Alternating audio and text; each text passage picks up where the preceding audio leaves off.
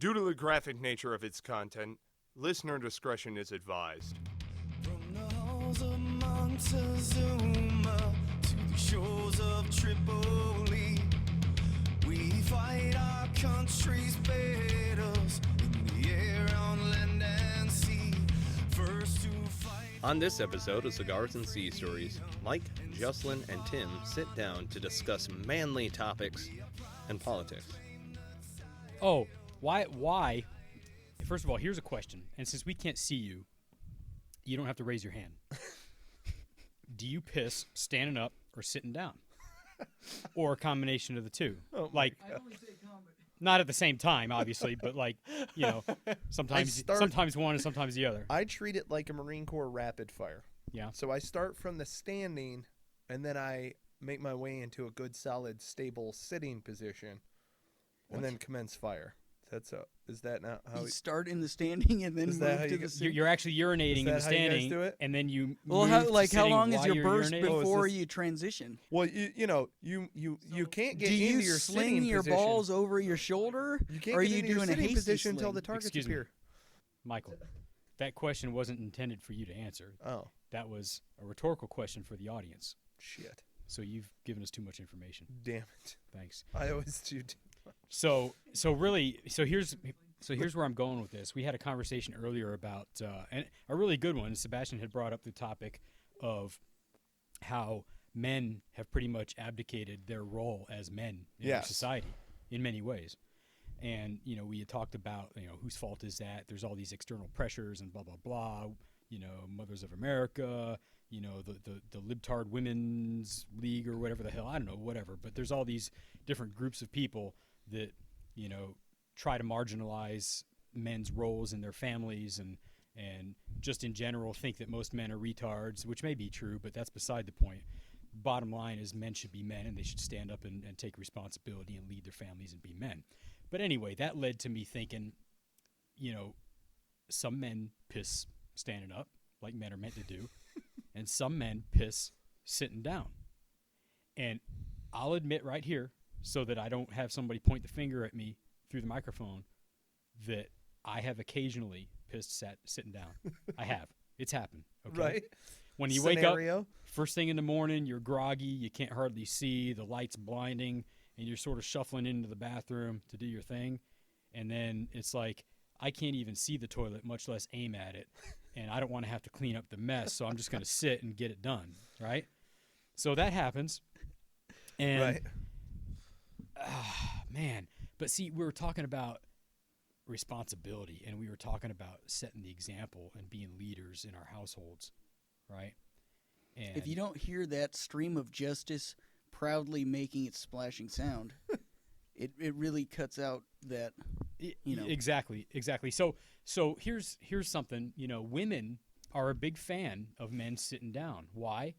Because many men splash. And what happens when they splash is they create a mess, and that now has to get cleaned up. Right. And guess who usually gets left holding the bag? Mama, usually, right? Right. So that's why women tend to lean towards, you know, hey, go ahead and sit like a little boy, like you don't know what you're doing, right? Like a little boy. Like a little boy, like you're just learning this thing, right? Right. So here's the thing, you know, my fellow men, piss standing up. Yeah. Right? Be proud. You know, take a leadership role in the family. Don't be lazy. You know, we are lazy in our dealings with our families sometimes. We are lazy in our roles as husbands and fathers, and we are lazy in our interactions with our fellow man.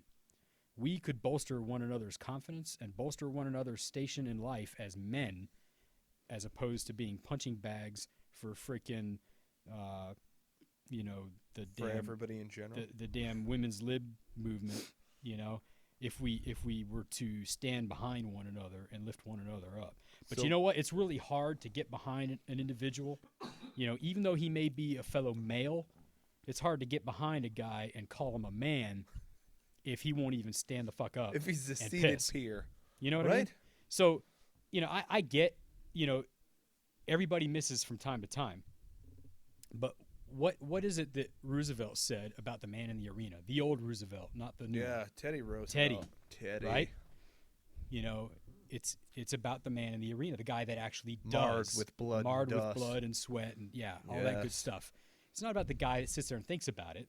No, do it. Don't just sit down and wish you could stand up. Don't just sit in peace Stand thinking up, about stand up and standing in piss. And you know what? If you fail while striving greatly to hit your mark in that toilet bowl. Well, and can I make a caveat? Sure. I would like to Put- make a you second gotta- caveat post You got to put caveat 1. you got to put the seat down, gents. Here's the thing: you got to put the seat down when you're done, but because you got to make Mama happy, right? I say nay. Now, here's the thing. Here's where I got the ladies on this one. I put the seat down, but I put the lid down also. So everything's all trapped up. Now, if they want a reason why, can you imagine dumping one of your precious cosmetic, tubes of whatever shit paste you put on your face into an open toilet? And now she's Yeah, got to fish yeah. that out of here? Now, here's the real reason why I put the entire lid down. Because that way that bitch has to do work too. Okay? So when she goes in, even though she's a seated peer, she doesn't get to just sit down and be comfortable. She's got to reach down, lift up the lid, sit down, be So comfortable. you're not doing this looking out for your wife. You're doing this because you want to. It's a win-win scenario. I'm just saying. I appreciate that. However, here's my view.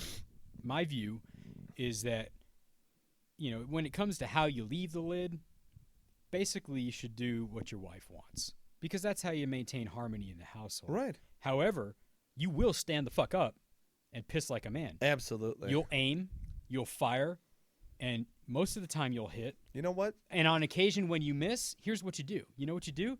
You actually wipe up your own shit. Oh, there you go.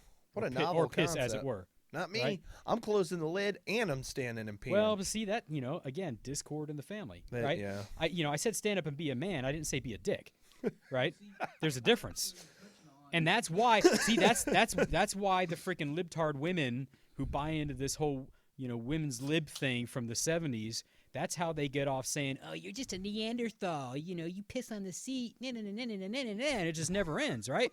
And they have a leg to stand on because, you know what? Some men do just exactly what Michael said. And they'd like, you know what? I stood up like a man and I pissed, but I missed. And you know what? Fuck it. I'm just going to leave it. I'm just going to leave it. I do not leave. Wait, my wife's not here to Well, defend but herself, you're arguing that you shouldn't have to wipe up the shit. No, what I'm saying is this. Yes, yes, you need to wipe up your own disgustingness. But what I am trying to say, though, in a very serious manner, is I put both the seat and the lid down so that way nothing falls in the toilet, and also I get the satisfaction knowing that she has to bend over and lift the seat I as get well. that. I view that as a separate issue. You guys haven't even pointed out the fact that I have a shitter closet, so there's no cosmetics around there. There's a fucking door on the thing, for Christ's sake. I've Yeah. actually never been in there. Yeah, I've taken you for a 10-cent tour, haven't I? Aw, that's unfortunate. We'll I take don't you up there know later. if the readers need to hear about that. No, it's okay. They need to know what my facilities are, Seated. just in case. He's got a bidet. TMI. I have a bidet. He's got a bidet with a little wiping hand. Have you ever actually tried a bidet? Oh, they're pretty nice, unless you know they're what, scalding. I've seen them. And I I, think turned I around and have. ran. Yeah, drunk in Las I ran the Vegas, other I way. tried it. Yeah, I've never actually tried it. Oh, I it's just a tried one. water It's stream almost going like- on your butthole. I mean, that's pretty much That's it. pretty creepy. I It guess. is creepy, but it's How do like you work baby the toilet wipes. paper? Once There is no toilet paper. once you Oh, go. wait. Okay. Oh, check this out. I don't mean to interrupt you, Sebastian, but all I can imagine when water hits my ass after I've taken a dump Right. is that it turns to mud. It's not gonna clean The it. stream, you got to It just remember, turns it to mud. we're not talking about like a drinking fountain stream. We're talking about like a soda fountain stream. So like if it's shooting that hard, it's splattering it all over my ass. it is a Well, it it's is just a soft laser, stream, but it's a laser guided focus. What straight kind of into the butt bidet? cheeks. I don't get that. I Wow. don't get it. You must have had a really intense I don't get bidet it. situation. I'm telling you, I Mine have were Las more like Vegas sprinkles 5-star of bidet. niceness. I'm not And they getting it. did have toilet paper right there. Well, too. I'm not saying Final that it was wipe. like blowing the sack all over. I'm just saying that like, it was I wish that when cleaning we the wiped after doing a Klingons. number 2, that we could just use a warm, wet washcloth Yeah, and get it done. I'd be all right with that. You know? Baby wipes. Because that would work great. Baby wipes are okay, Oh, baby wipes are phenomenal. but they wouldn't be as great as a nice, warm, wet washcloth. Right. That's true. You know what we should come Much more up with? positive wiping experience. Nobody. Well, I tell you what. Anybody can steal this idea. We just need to shit. come up. Okay, there's a shaving cream warmer, right? so you can get like warm shaving cream lather coming out of this thing. We need to come up with like some sort of baby wipe warmer, so that On the you've got top a of your warm, dispenser? wet baby wipe. Yeah. I have noticed that most of the baby wipes I've used lately have been cold, and that's been uncomfortable. I don't like it. Lately. Just Cigar? lately, not since you've ever used. Well, when you're in the baby wipe? desert, they're all hot. Well, that's true. Yeah.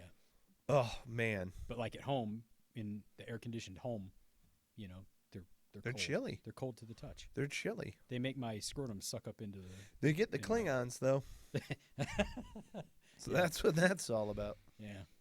I'm just saying. So anyway, Start out with the thigh. Thigh heats it up.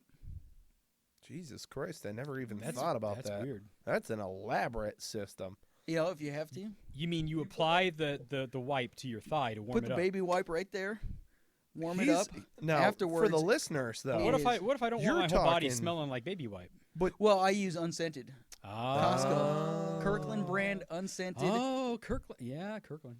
you know, Nice. They for the are- listening audience though, you're gesturing to the outside of the thigh. Oh yeah. Why not, like, your trousers are down, you're at full exposure at this point. Why not the inside near the Whoa, femoral? Oh, whoa. You could go there. Let's keep this at least R-rated. Oh, okay. All right. Okay. We So- don't want to go into the X's here. I'm just saying. That's where the heat's gonna be. Is on the femoral. It's true. Yeah, it is. That's where you could actually just have like You could cool down and warm up your baby wipes at the same time in that way. You could put 4, right? 2 on either side of What the if it's inside. wintertime and it's already a bit chilly in the house? Well, then you go for the outside of the thigh. I don't know. I don't have an answer for everything. I think we've beat this horse to death. yeah. I've got my opinion out there. I just wanted people to know what I thought about manliness and pissing. So, you know what? Aim and aim high. Freaking stand To up. our Air do, Force do counterpart. your business. Yeah, for our Air Force brothers out there, aim high. They all got bidets, And then if you aim high, you're gonna have to wipe it down a lot because you're gonna miss. probably. Right? Yeah. I bet that the Air Force gets bidets. Really? I Like, wouldn't and doubt probably it. in their barracks they got bidets. I don't know. Doesn't surprise me. Judging by their chow hall in Qatar, Qatar, Qatar, whatever. QAT. Who cares? Judging all by the that same chow shit. hall, That they've desolate desert nation. got bidets. They probably have like an MOS of people that go in and like Wipe your ass for you. spruce They you have up, more you know? money than God. I mean, Those people. Hey, They this, had- this brings me to another topic. This is a great segue. For all you Air Force brothers out there, Right. we don't mean to bag on you relentlessly, It's just but, so but we'll easy. continue to. Right. It is easy. And what we would like is if you have a rebuttal, by all means, Yes. submit that rebuttal, and Yeah. we'll be happy to continue this discourse. I'd bring them on the show. Yeah, we should bring an Air Force guy on the show and do an actual If interview. if Chair Force goes through and email us at cigarsandseastories@gmail. Again, that's cigarsandseastories@gmail.com. Is it cigars and sea It stories? is. Or No, is it cigars not and- ampersand. It's cigars and Ampersand? sea There stories. you go. All spelled out. Got it. Cigars and sea stories. All one word, C, spelled out. that'd be SEA for SEA. those of you who are not part of the naval services. Sierra Echo Alpha. Alpha November Delta. You just lost the Air Force. Sierra Echo Alpha. Sierra Tango Oscar Romeo India. Echo Sierra. Dot. Charlie Oscar Mike. That's what it is. Wow, that was Charlie You like Oscar that? Mike? Impressive. That was phonetic. Yeah. Yeah. Oh, yeah. Cigarsandseastories.com. We are dying to hear the rebuttal because here's the other thing, too, and this is what I want to hear whether or not it's true. I had an Air Force cat tell me one time while I was in 1-5 at the time. Christianitos, right, in San Mateo area. Yeah, yeah. Okay? They're doing great things over there. At least they were at the time. They were doing, like, barracks rebuilds and shit like Oh, that. they got all brand new stuff out there now. Well, yeah, but supposedly since then, all the forest fires went through and just terrorized all the way up First Sergeant's Hill and all over the place in 1-5. they burned the buildings? Burned everything. Well, I don't know. I got to go back and check out the Surely area. not. But I had an Air Force Bubba who straight out looked me dead in the eye. These are brand new barracks. We've got like fucking electric sliding doors and shit. There's key card entries on these things. Yeah, yeah. Right? High speed. Right, exactly. He was getting paid substandard living pay just because he was staying in Marine billeting. Oh yeah, that's SOP, man. Anytime they go on a Marine Corps base, they get paid some kind of. You sons of I didn't even know bitches. it was that kind of a pay until some Air Force guy told me. Anyway, You got to give it to him, though. You never hear him say, well, it's basically infantry. You never hear it. They'll never say that. They never try that line. yeah, No, that's, they don't. that's true. They know their place in the world. So, Oh, good You know, Lord. I honestly, I'll tell you this. I've found most of the Air Force guys I've come in contact with to be really fairly humble, very proficient, pretty stand up dudes. Yeah. You know, they're just office pogues. You know. Well, they have But- AC and hoagies, and endless amounts of rippets, and that's So why I- they're so nice. I can tell you right now, one of the first group of comebacks that we're going to get out of this Right, of is course. something about our heads fitting into a jar. So yeah, it's got to Yeah. be somewhere So along those we're going to get that one. What's another one we're going to hear? Dumb grunt, like all Marines are grunts. Yeah, right. right. Yeah. Well, they're basically. well, they're basically infantry. Yeah, we'll debate that topic later. Yeah. Oh Hey, yeah, of course. should we talk politics yet? We can segue into politics. Okay, Yes, that absolutely. was a great Do you segue. think You are- Eric Holder has enough pork and fiber chunks in the morning to facilitate his standing pee? Eric Holder. Eric Holder will never be able to pee standing up. Son of a bitch. Never.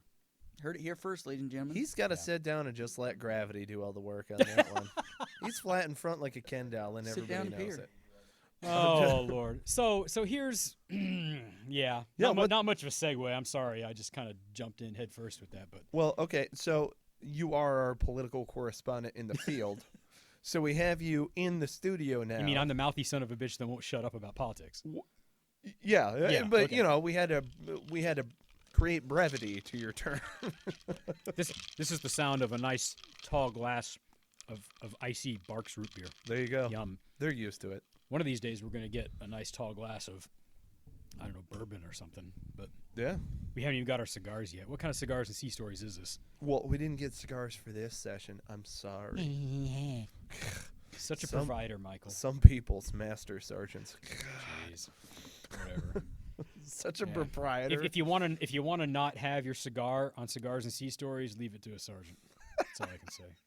Listen to this guy. No, I'm just messing with you, man. No, my favorite rank in the Marine Corps was sergeant, both times. Oh yeah. Yeah. Hell yes. Yep. I've heard that a lot from senior leadership. Just Both being times. a sergeant is freaking being awesome. It was. Yeah, both times. Yeah, I love it that was cap. freaking Yeah. awesome. So what did Eric Holder do? We were talking about this. Well, okay, yeah, that, you know, he's small potato. He's going to be gone. Blah blah blah. And I don't want to dwell on individuals. Let's dwell on the systemic problem in America politically. All right. Right. So we talked earlier on Cigars and Sea Stories about how really the American people at large are responsible, whether you want to say they're to blame or whatever, but they're responsible for the wars that we fight. Yeah. When we're ordered by our civilian National Command Authority to go off and fight a war somewhere, and we're handed down objectives and rules of engagement and all sorts of parameters by that civilian national leadership, you know, and if people back home don't like the way that war is turning out or what's being done there or whatever, they really shouldn't be bitching at us. They shouldn't even be bitching at the generals, because the generals really aren't ultimately in charge, Right. you know? And that's the thing that I'm trying to get people to understand. You know, even the generals have to take orders, and they take orders from the Secretary of Defense, who is appointed by the president, Right. and they take orders from the president directly when need be. And so it kind of leads to the larger issue. You know, we've talked also on this show about the disconnect between most Americans and the political process, which leads to people getting voted into office who make bad decisions that cause us to have to get deployed and go fight somewhere. And then also, by extension, causes a lot of us to come home in freaking body bags, Right. right? Yes. And so there's a big chunk of the American population that's totally disconnected from that whole process, Yeah. and how that all works. And my big gripe is, and you know, we can argue back and forth. There's all kinds of reasons. There's all kinds of causes, whatever. And there's all sorts of bad crap, and there's bad individuals. But I think that the biggest problem in America, besides the fact that we have less than 1% of Americans actively serving, in fact, it's actually like 0.45% of Americans are have actually served in the military. The disconnect is so great because people are disconnected from the political process in general, and they're disconnected from that process that impacts us as veterans because they feel a sense of futility. Whether they're Republican or Democrat or independent, there's a tremendous sense of futility out there in America today. No, I would agree. And it's been there to one degree or another for many years. Oh yes. But I think more recently it's increased to a point where, I mean, people are just openly talking about all kinds of crazy stuff. You know, I mean you're all, you know, you walk into a bar and you hear people talking about insurrection, or you know, there's people talking about the Civil War, only they're not talking about the one that was back in 1860s. You know. And it's kind of scary because some of these people are nut jobs that might actually try to do something to start it. But the point is that there's a sense that we can't do anything about the problems in our government, and that is fundamentally it's just diametrically opposed to what we're supposed to feel about our government. Yeah, the whole makeup of it, right? It's well, you know, right. that whole thing about of, by, and for the people, right? I mean, that was the concept. That was the original idea. And, you know, for many years we felt that that's the way it's been. And you know, we still, most of us, not all of us, but most of us still want to believe that that's the case. Mm-hmm. That that our government is of, by, and for the people. Right. And if you look at it just on the surface and just look at the facts, then you could say it still is, because the fact is that we go to the polls, we vote or we don't, but either way we make our choice, and people get elected and they go to represent us. Whether they actually do what we want them to do when they get there is beside the point, but we vote them in office, so we're getting what we ask for. Right, but the biggest concern, though, is, and you had mentioned it, but kind of glossed over it in this specific scenario, is you either vote or you don't. Which is also a choice. Yeah. Right, which is, to be complacent is a choice. Great line from a song by Rush. What's if that? you choose not to decide, you still have made a choice. Correct. Great Rush song. Anyway, yes. What's the name of the song? I remember snippets, but not titles. Sorry. I can't Rushes remember. If you choose not to decide, you still have made a choice. Oh, yeah. No, I'm jamming anyway, with you. yeah. Is it Fear the Reaper? I don't know. It's Blue Oyster Cult. Jeez, you're way off. I just had to throw something. Look, you adjust the microphone, but then you put it all up in your business, and you're like kicking it. So I mean, all this stuff that I'm saying, and we're all kind of getting around to here, is we keep electing the same kind of people to office. In some cases, it is exactly the same people. You know, I mean, you look at people that have had careers in politics that span 30, 40, 50 years. I mean, it's freaking ridiculous. Since when did being a statesman, not a politician, a statesman, when did that become a career? Right. You know, our founding fathers envisioned, just like citizen soldiers, you know, that served their time voluntarily and went home after the war, they also envisioned citizen statesmen who led in their community and then served their country for a period of time and then went back home to be leaders in their community. Now you have a whole class of citizenry who that's all they know in their adult life is government service. And I say government service because it's not statesmanship anymore. And so really, in practical terms, in my mind, what it all boils down to is the Republican Party and the Democrat Party, between the two of them, for many, many years, have had a lock on politics in America. Hmm. There is no other viable party out there that could even remotely stand a chance of getting a guy elected to the office of president. Right. There are precious few parties that have ever had another, one of their candidates elected to Congress. Mm-hmm. There've been a couple here and there, and there's a handful of independents, right? But they're few and far between. So the problem is, you've got the Democrats who tend to be, liberal, left-leaning, whatever. You've got the Republicans who tend to be conservative, right-leaning, and all that. You would think that they're completely diametrically opposed to one another, but the fact of the matter is that on most of the major issues that are of imminent concern to Americans, they've both been just as guilty. Right. Why can't we balance a budget? Well, neither Republicans nor Democrats have balanced a budget in many, many, many. In fact, I don't know when the last time a balanced budget occurred, but I do know when the last time it was Clinton, I think. I do know when the last time we had a surplus in the national treasury was. Can you guess when that happened? Oh dear God, no, I can't. It only happened once in our entire history, and it happened, and it was done, and it never happened again. Andrew Jackson in the 1840s. What?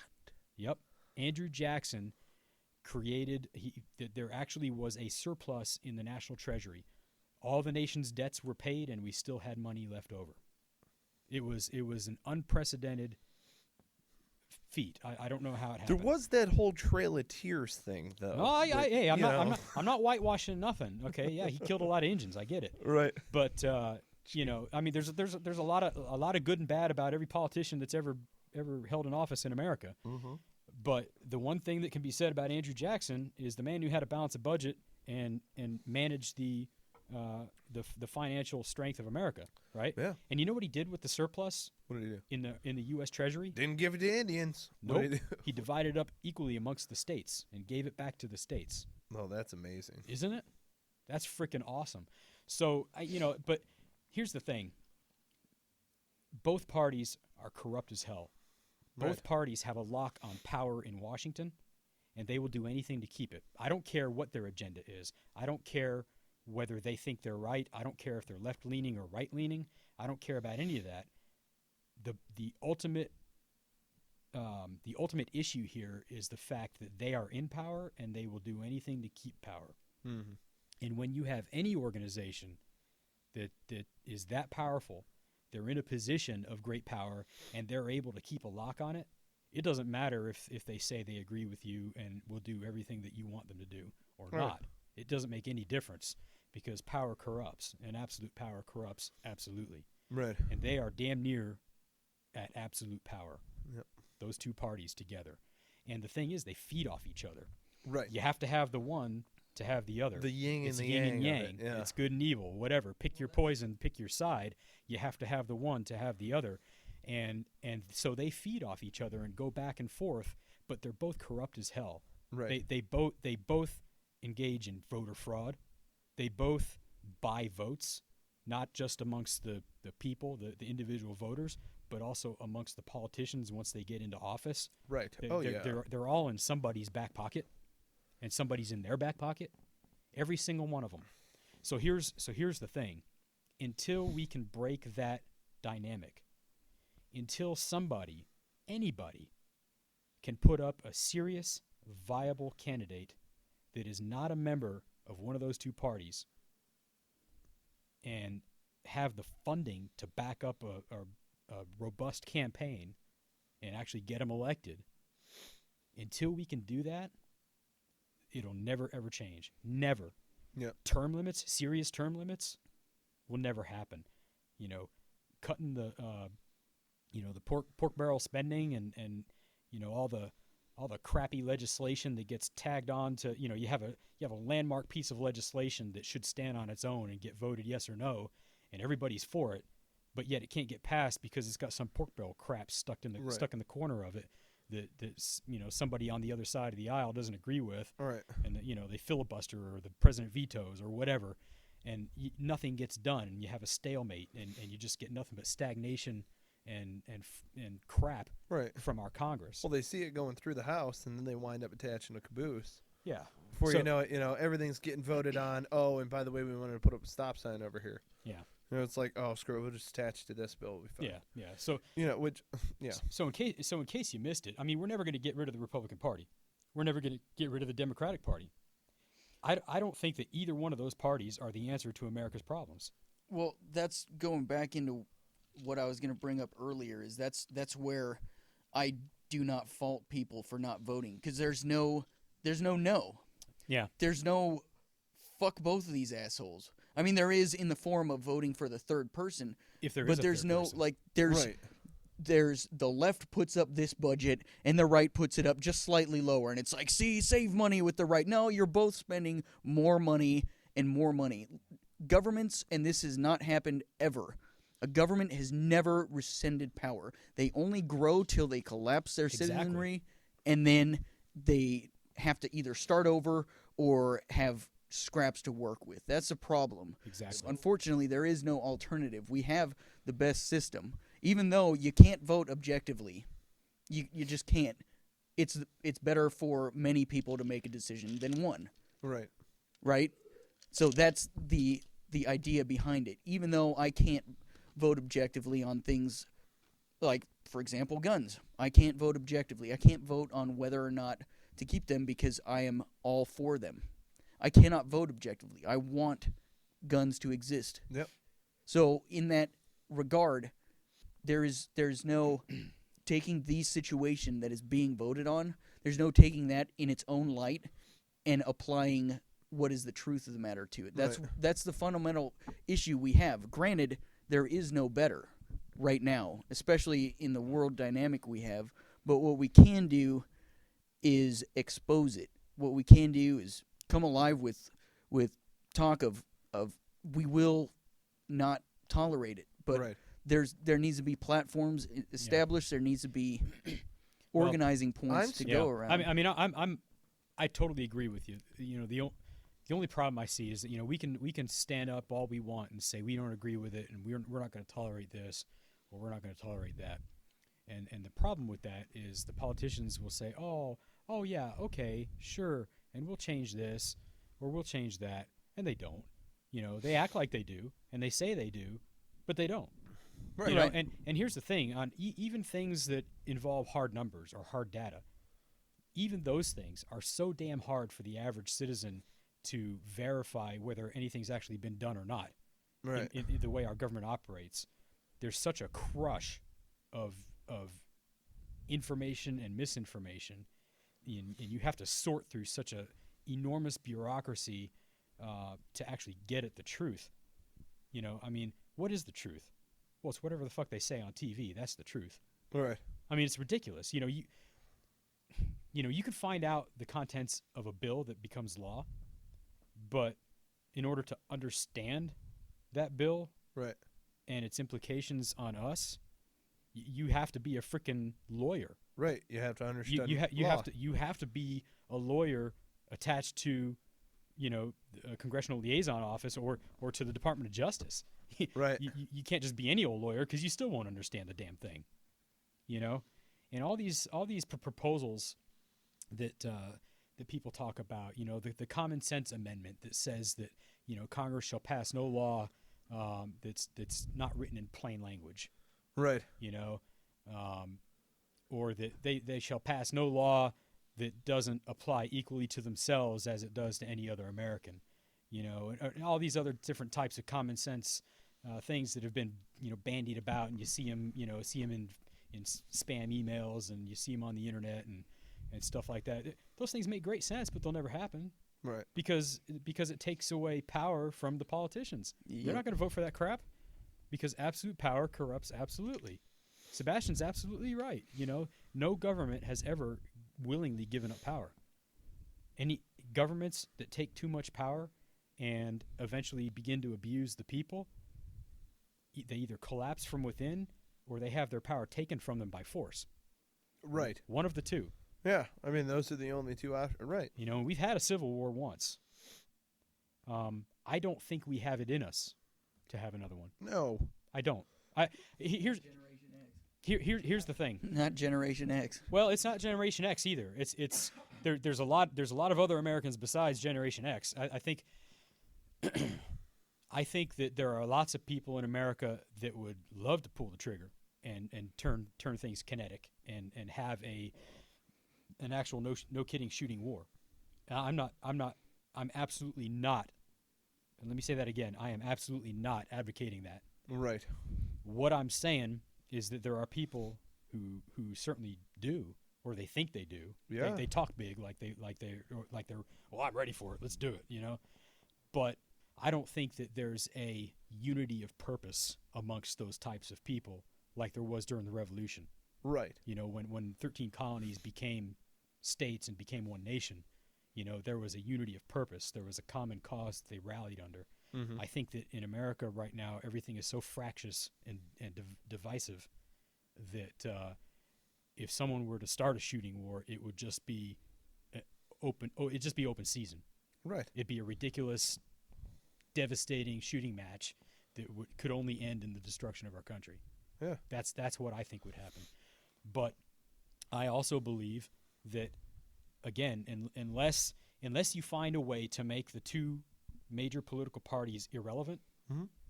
unless you figure out a way to do that, nothing will ever change in our system of government. The Constitution is perfect the way it was written. The problem was that you had a bunch of politicians, a little bit at a time, over the last couple hundred years. It's nothing that happened suddenly, Right. and it's nothing that happened like great big leaps and bounds all at once. A little bit here, a little bit there, a court decision here, a bad piece of legislation there, overstepping of some bounds over here by this branch of government, an overstepping of bounds by another branch of government, and over time we've had a departure from what the Constitution was intended to be. Right. And it happened so gradually and in such little baby steps that most Americans just missed it. Yeah. They didn't get it. And, I didn't get it either. And maybe I'm still wrong. I don't know. So somebody write in, send us an email and tell me how wrong I am. But, I'm all about a discourse. All right. Let's have an open discourse, not a shouting match. Don't call me names and tell me I'm stupid. Tell me why I'm stupid. Right. Tell me why I'm wrong. Right. Because I don't think I am. Right. And that's the other if thing. you want to give me an alternative opinion about why things are messed up or what could be done to fix them, or if you don't think things are that bad at all to begin with, then tell me why you think that is, and then I'll try to prove you wrong. But we'll do it in a respectful manner, and actually practice what our politicians don't, which is a civil discourse. Right. And we'll actually debate it. Well, Instead of ramming legislation down each other's throat. That's the point, right? And that's the point too to what we're looking to achieve here with this show. I mean, it's great. Yeah, we talk about a variety of things. Like we talk about guns, we talk about Marines, we talk about peeing standing up. And we talk about Peeing standing up is the most important thing. exactly, probably. I mean, that's number one on my priority list. But the whole idea, though, is that this is a platform. This is a platform of empowerment for Marines and FMF corpsmen to come together and be able to speak their mind and share their piece. That's the whole thing. We were talking about something really powerful just a minute ago, and that was just a shameless plug. What do you mean?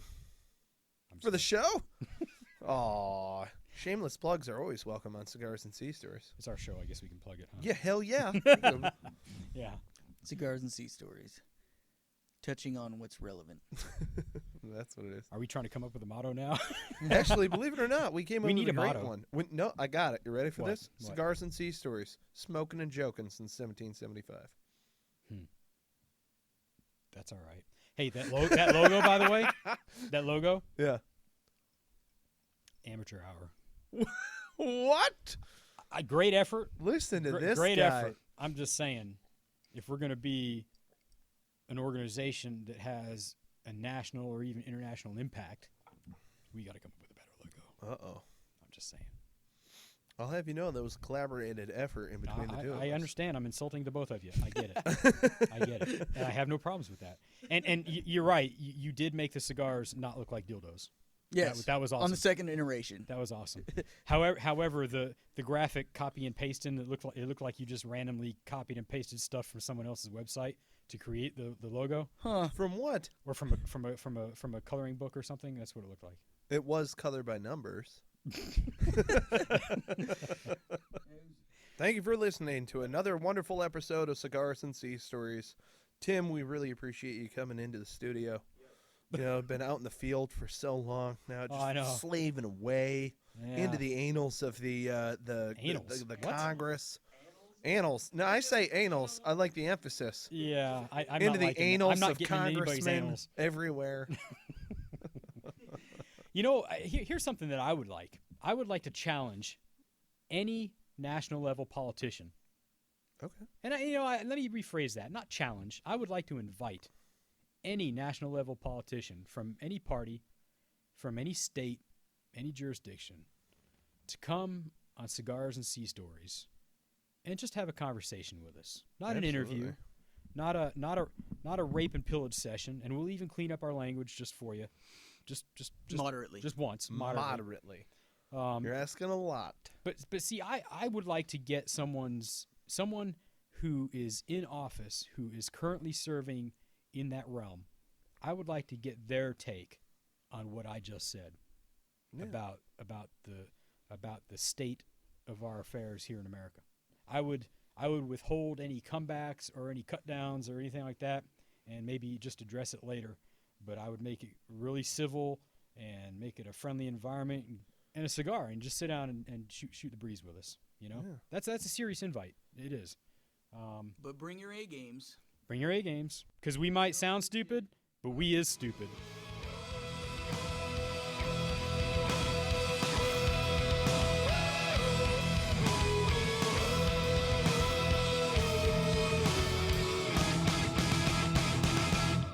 You don't want to be a freedom hater. I'll tell you right now. Don't you be a freedom hater. Don't want to be a freedom hater. I love you, man. I love me too.